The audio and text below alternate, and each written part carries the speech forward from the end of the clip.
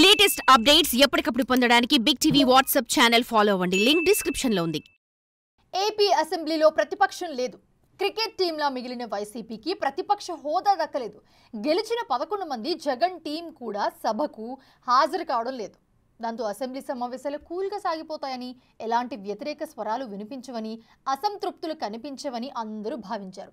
అయితే టీడీపీ సీనియర్లే అలాంటి వాయిస్ వినిపిస్తూ సభలో వాగ్వాదాలకు దిగుతుండడం చర్చనీయాంశంగా మారింది.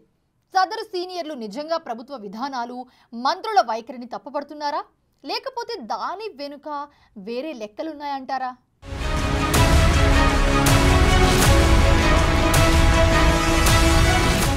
ఏపీ అసెంబ్లీని వైసీపీ బాయ్కట్ చేస్తుంది. అంటే బడ్జెట్ సమావేశాల సందర్భంగా సభలో ప్రతిపక్షం లేకుండా పోయింది. అయినా సభలో వాగ్వాదాలు చోటు చేసుకుంటుండడం చర్చనీయాంశంగా మారింది. ముఖ్యంగా టీడీపీ సీనియర్ ఎమ్మెల్యేలు ప్రభుత్వ విధానాలను తప్పుపడుతుండడం, మంత్రుల వైఖరిపై స్పీకర్కు ఫిర్యాదులు వంటివి వైసీపీకి ఆయుధాలుగా మారే పరిస్థితి కనిపిస్తోంది.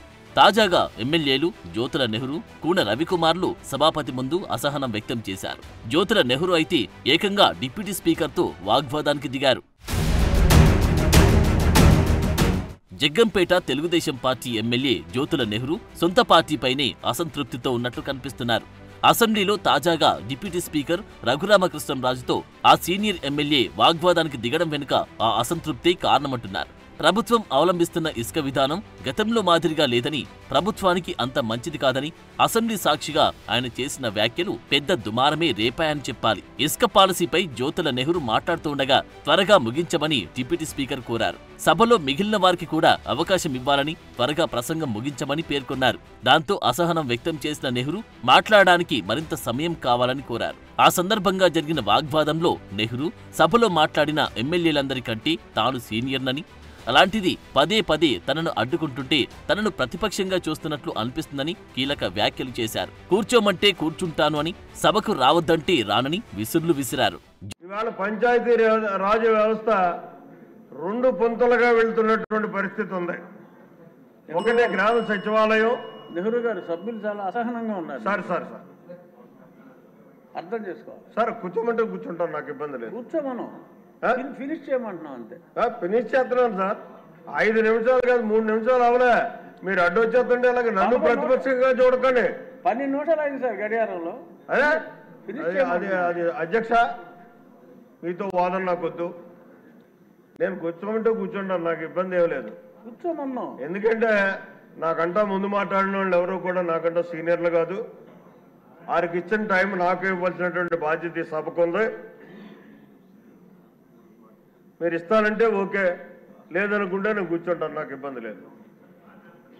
సభకు కూడా రావద్దంటే మానేస్తాను. జస్ట్ ఫినిష్ చేయమని రిక్వెస్ట్ చేస్తాను సార్. సారీ, 10కి 10 సార్లు నన్ను అడ్డుకుంటే ఏదో నన్ను ప్రతిపక్షంగా చూస్తున్నట్టు ఫీల్ అవ్వాల్సి వస్తుంది. జ్యోతుల నెహ్రూ వైఖరిపై టీడీపీ ఎమ్మెల్యేల్లో చర్చ జరుగుతున్న తరుణంలోనే అసెంబ్లీలో MLA Koona Ravikumar hot comment చేశారు. 0 అవర్ డ్రైవర్ లేని కార్లా ఉందని, సభ్యులు చెప్పే సమస్యలు రాసుకునే మంత్రి లేరంటూ సొంత వారిని టార్గెట్ చేశారు. రవికుమార్ వ్యాఖ్యలపై స్పీకర్ అయ్యన్న పాత్రుడు, మంత్రి అచ్చెన్నాయుడు జోక్యం చేసుకోవాల్సి వచ్చింది. అధ్యక్ష, ఈ 0 అవర్ ఎలా ఉందంటే డ్రైవర్ లేని కార్ లాగా ఉంది అధ్యక్ష. ఎవరు నోట్ చేసుకుంటున్నారో తెలియట్లేదు. ఉన్నారండి, మినిస్టర్ ఉన్నారు. ఏ ఒక్క మినిస్టరు వారు చెప్పనండి అధ్యక్ష. నోట్ చేసుకున్నారు. 10 మంది మంత్రులు ఉన్నారు. మీరు ఇండి సభలో అలాగా అసత్యాలు మాట్లాడుకో. అది కాదు అధ్యక్ష, ఎవరో ఒకరు గతంలో ఓ ప్రాక్టీస్ ఉండేది అధ్యక్ష. 0 అవర్ నోట్ చేసుకున్నా ఉండని ఒక మంత్రి గారు లేదు చెప్తే నోట్ చేసుకోకపోయినా అదొక ఆనందం అధ్యక్ష. డ్రైవర్ లేని కార్ లాగా ఉంది అధ్యక్ష. సభ దృష్టి తీసుకొస్తున్నాను. ఏ సభ్యుడు ఏ సబ్జెక్ట్ మీద రాసుకున్నా ఇమీడియట్ గా రికార్డ్ చేసి అది సంబంధిత మంత్రికి మా డిపార్ట్మెంట్కి వస్తుంది. మేము మళ్ళీ దాని మీద ఏం యాక్షన్ తీసుకున్నామో సంబంధిత సభ్యుడికి తెలియజేస్తాం. రికార్డింగ్ మంత్రి గారు ప్లీజ్, రికార్డింగ్ ఎట్లా ఎలాగవుతుంది? ఎవరైనా మంత్రి గారు కూడా నోట్ చేసుకోవాలి. ఏ శాఖ వాళ్ళు కూడా పంపిస్తారు. మేము మళ్ళీ సభ్యులందరికీ మాట ఇస్తున్నాం. మీరు ఏదైతే ఈ సభ దృష్టికి సమస్య తీసుకొచ్చారో దాన్ని పరిష్కారం చూపి మళ్ళీ మీకు తగిన సమాచారం మీకు అందిస్తాము. ఎవరు దీని మీద అనుమానం పడవచ్చు. రవికుమార్ గారు లాస్ట్ లో కూర్చున్నారు. జ్యోతుల నెహ్రూ, కూన రవికుమార్లు అసెంబ్లీకి కొత్త కాదు. ఇద్దరు సీనియర్లే. కూన రవి 2014-2019 మధ్యకాలంలో అసెంబ్లీలో విప్గా బాధ్యతలు నిర్వర్తించారు. జ్యోతుల నెహ్రూ తూర్పుగోదావరి జిల్లా జగ్గంపేట నుంచి 4సారి ఎమ్మెల్యేగా గెలిచారు. జిల్లాలోని సీనియర్ నేతగా ఆయనకు ప్రత్యేక గుర్తింపు ఉంది. అలాంటి వారు స్వపక్షంలో విపక్షంలా ఆయన అసహనం వ్యక్తం చేయడంతో దానికి కారణమేంటా అని టీడీపీ నేతలు చర్చించుకుంటున్నారు. కూటమి ప్రభుత్వంలో సీనియర్ అయిన తనకు ప్రాధాన్యత దక్కలేదని నెహ్రూ అసంతృప్తితో ఉన్నారంట. ఇవే తన చివరి ఎన్నికలను ప్రకటించిన ఆయన ఈసారి ఖచ్చితంగా మంత్రి పదవి దక్కుతుందని ఆశించారు. అయితే కూటమి ఈక్వేషన్లు, కుల సమీకరణాలు వంటి కారణాలతో నెహ్రూకి క్యాబినెట్ బెర్త్ దక్కలేదు. ఆయన గత ఎన్నికల్లో 4సారి టీడీపీ ఎమ్మెల్యేగా విజయం సాధించారు. ఈసారి ఆయన చంద్రబాబు మంత్రివర్గంలో చోటు దక్కుతుందని ఆశించారు. మంత్రివర్గంలో స్థానం దక్కకపోవడంతో తీవ్ర నిరాశకు గురయ్యారంట. మంత్రి పదవి విషయంలో జ్యోతుల నెహ్రూ సన్నిహితుల వద్ద ఆవేదన వ్యక్తం చేశారంట. ఇక కూన రవికుమార్ ఆముదాల వలస నుంచి 2సారి గెలిచిన ఆయన వైసీపీ నేత, మాజీ స్పీకర్ తమ్మినేని సీతారాం మేనల్లుడు. మొదటిసారి తమ్మినేనిపై గెలిచినప్పుడు కూన రవికి అసెంబ్లీలో విప్ పదవి ఇచ్చి చంద్రబాబు తగు ప్రాధాన్యతనిచ్చారు. దాంతో ఈసారి గెలిస్తే, అందులోనూ స్పీకర్గా పనిచేసిన తమ్మినేనిని ఓడిస్తే మంత్రి పదవి దక్కుతుందని ఆయన చాలా ఆశలు పెట్టుకున్నారంట. అయితే కూటమి సమీకరణాలు ఆయనకు కూడా కలిసి రాలేదు.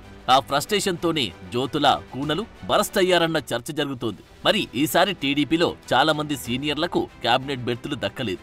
ఆ అసంతృప్తితో ఇంకెందరు ఓపెన్ అవుతారో చూడాలి.